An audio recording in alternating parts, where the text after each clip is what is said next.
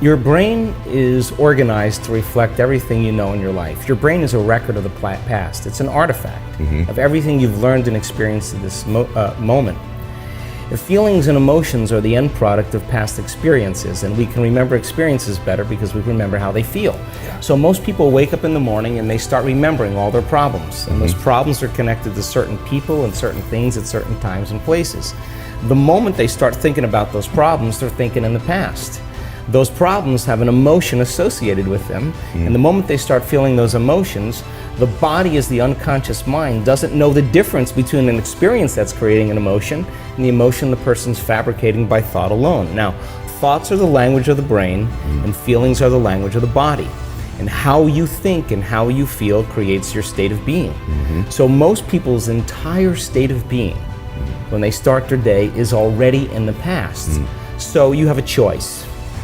The choice is, you're either defined by a vision of the future, or you're defined by the memories of the past. And when you decide to say, okay, I'm going to change, and you decide one thing: I'm not going to eat this food, I'm going to wake up earlier, I'm going to do something aerobic, I'm not going to have sugar after 6 o'clock, whatever it is, the person, whatever choice a person makes, the moment you make a choice to do something differently, and the hardest part about change is not making the same choice as you did the day before, get ready, because it's going to feel uncomfortable. It's going to feel unfamiliar. There's going to be some uncertainty and unpredictability, and that's the moment the game is on.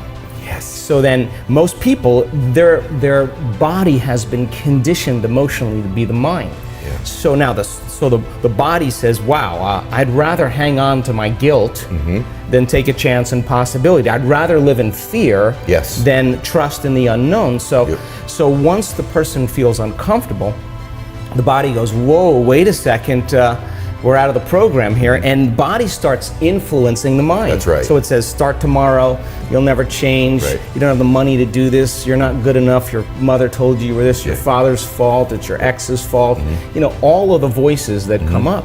Now here's the deal, if you respond to those voices, those same thoughts as if they're true, by the way, they're always going on behind the scenes of your awareness, but now they're amplified because you're outside your comfort zone.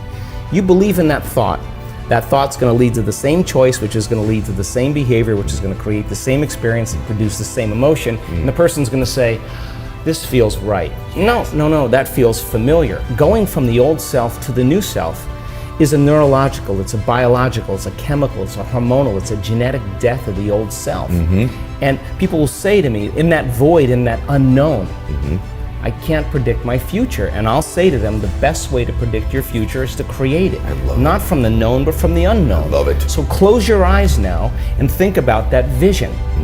Once you start thinking about that vision of your future, you're activating the creative centers in your brain. And naturally, you begin to think about putting yourself in the scene. Yes. And the act of doing that, when you're truly passionate and truly present, the moment you're defined by that vision, when the thought in your mind becomes the experience, you begin to feel the emotion of the event before it's made manifest. Now, you're giving your body a sampling, a taste of the future.